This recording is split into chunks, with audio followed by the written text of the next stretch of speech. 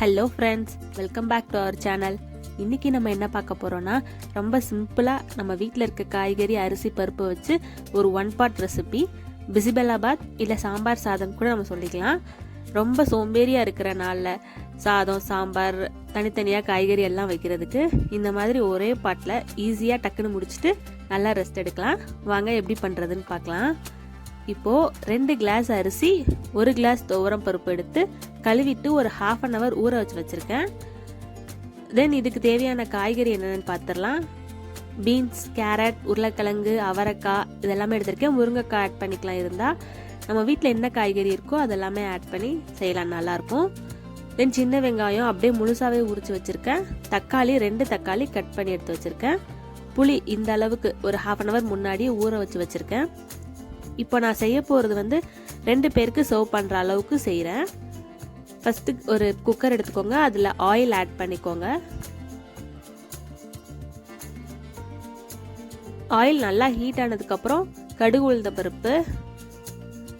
பருப்பு பொரிஞ்சதுக்கப்புறம் சீரகம் ஒரு 1/2 டீஸ்பூன் அளவுக்கு சீரகம் ஆட் பண்ணிக்கோங்க.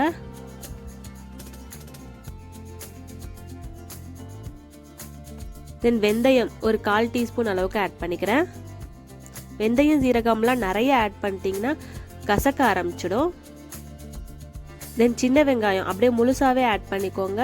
1 கப் அளவுக்கு நல்லா டேஸ்ட்டாக இருக்கும். சின்ன வெங்காயம் ஆட் பண்ணாதான் நல்லாயிருக்கும்.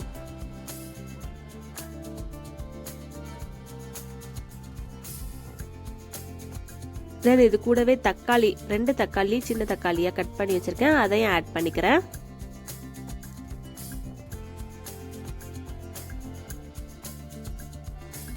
இதெல்லாமே ரொம்ப வதங்கணும்னு இல்லை, ஒரு 2 மினிட்ஸ் லைட்டாக எண்ணெயில் வதக்கி செஞ்சோன்னா டேஸ்ட் நல்லாயிருக்கும். அதுக்காக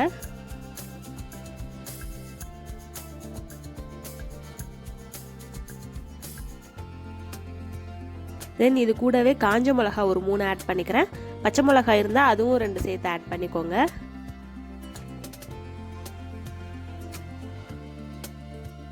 தென் நம்ம கட் பண்ணி வச்சுருக்க வெஜிடபிள்ஸ் காய்கறி எல்லாத்தையுமே ஆட் பண்ணிக்கலாம். ஒரே டைமில் போட்டு அப்படியே மிக்ஸ் பண்ணி விட்டுக்கோங்க.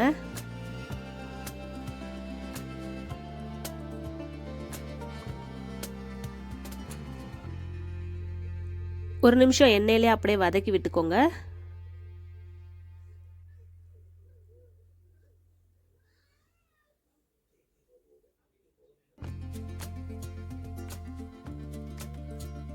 நெக்ஸ்ட் இதுக்கு தேவையான அளவுக்கு சால்ட் இதில் ஆட் பண்ணிக்கலாம். ஒரு 3 டேபிள் ஸ்பூன் அளவுக்கு சால்ட் ஆட் பண்ணிக்கோங்க.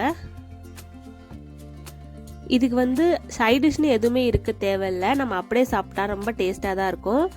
கர்நாடகா சைடில் நம்ம போய் பிசிபெலாபாத் வாங்கி சாப்பிட்டோம்னாலே அதுக்கு அவங்க காரா பூந்தி வச்சு தருவாங்க, ரொம்ப டேஸ்ட்டாக இருக்கும். அந்த மாதிரி கூட ட்ரை பண்ணி பாருங்கள், நல்லாயிருக்கும்.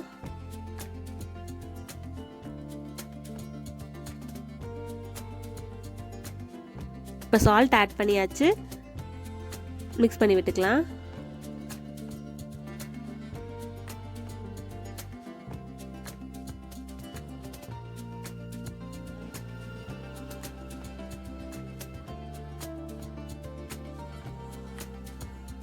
நெக்ஸ்ட்டு பிசிபெலாபாத் பவுடர்னு சொல்லிட்டு நம்ம டிபார்ட்மெண்டல் ஸ்டோர்லேயே ரெடிமேடாக கிடைக்கிது. இப்போ அது வாங்கி நான் பேக்கெட்டில் வாங்கி வச்சுக்கலாம். அதில் ஒரு 4 டேபிள் ஸ்பூன் அளவுக்கு இப்போ ஆட் பண்ணிக்கிறேன்.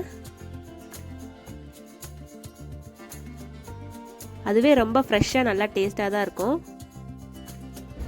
4 டேபிள் ஸ்பூன் ஆட் பண்ணிக்கிறேன். லைட்டாக எண்ணெயில் மிக்ஸ் பண்ணி விட்டுக்கோங்க. நெக்ஸ்ட்டு இதுக்கு தேவையான அளவு தண்ணி ஆட் பண்ணிக்கிறேன். நான் ஃபஸ்ட்டு சொன்ன மாதிரி 2 கிளாஸ் அரிசி, 1 கிளாஸ் பருப்பு, ஸோ 3 கிளாஸ் கணக்குக்கு நான் 8 கிளாஸ் அளவுக்கு தண்ணி இதில் மொத்தமாக சேர்த்துருக்கேன்.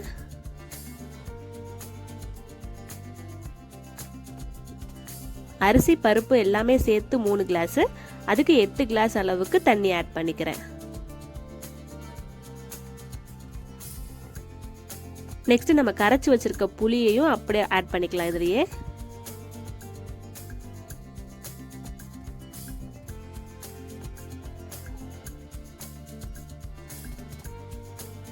இது ஒரு கொதி வந்ததுக்கு அப்புறம் நம்ம அரிசி பருப்பை ஆட் பண்ணிக்கலாம். இப்போ பாருங்க கொதிக்க ஸ்டார்ட் ஆயிடுச்சு. நம்ம ஊற வச்சிருக்க அரிசி பருப்பை அப்படியே ஆட் பண்ணிக்கோங்க, தண்ணி இல்லாமல்.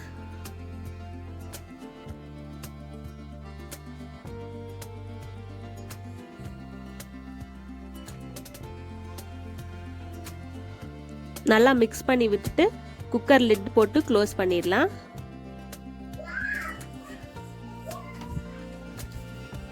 ஒரு 3 விசில் விட்டு அதுக்கப்புறம் ஆஃப் பண்ணிக்கலாம்.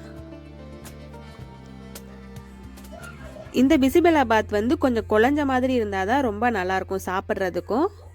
இப்போ பாருங்கள் 3 விசில் வந்துருச்சு, ப்ரெஷரும் ரிலீஸ் ஆகிடுச்சு. இப்போ ஓப்பன் பண்ணி பார்க்கலாம்.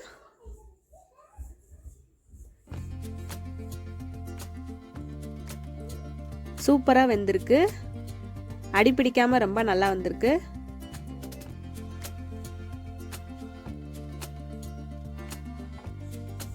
காரமும் நம்ம கம்மியாக தான் ஆட் பண்ணியிருக்கோம். ஸோ குழந்தைங்களுக்கு கொடுக்கலாம், ரொம்ப விரும்பி சாப்பிடுவாங்க.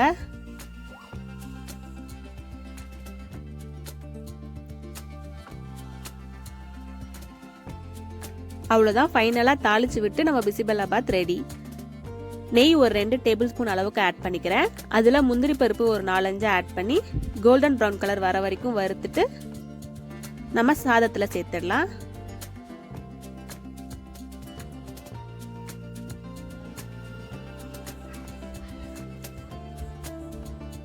தாளிச்சு விட்டுருங்க.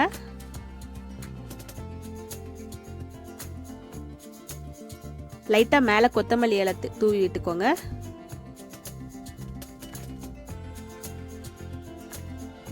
அவ்வளோதான், சூப்பரான பிசிபெலாபாத் ரெடி ஆயிடுச்சு. நல்லா சூடாக வச்சு சாப்பிட்டோம்னா ரொம்ப சூப்பராக இருக்கும். நீங்களும் ட்ரை பண்ணி பாருங்கள், எப்படி வந்ததுன்னு கமெண்ட் பண்ணுங்கள். நம்ம சேனல் ஃபஸ்ட் டைம் பார்க்குறீங்கன்னா மறக்காமல் சப்ஸ்கிரைப் பண்ணிக்கோங்க. பக்கத்தில் இருக்க பெல் ஐக்கானை கிளிக் பண்ணிக்கோங்க. Thank you for watching.